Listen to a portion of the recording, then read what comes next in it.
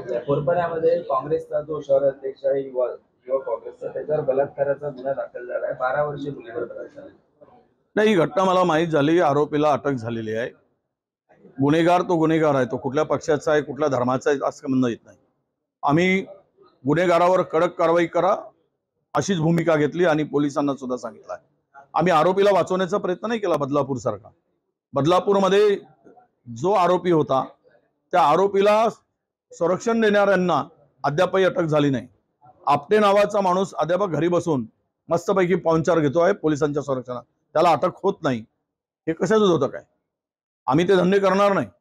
आरोपी कुठल्याही पक्षाचा असो, कोणी असो, कुठल्याही जातीचा असो, हे जे वाईट करतोय नराधमाचा सारखा त्याचा रोल आहे, त्याला सोडता कामा नये. त्याच्यावर कारवाई झाली पाहिजे. हीच आमची भूमिका आहे. आणखीन काही मुली याच्यामध्ये पीडित असण्याची शक्यता जी ती वर्तवली जात आहे. त्यामध्ये ते चौकशी करतील.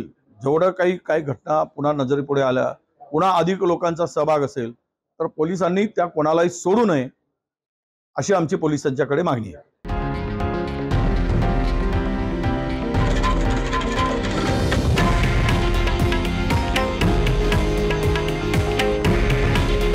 हे आहे देशातील नंबर 1 न्यूज नेटवर्क आणि आपण पाहत आहात TV9 मराठी.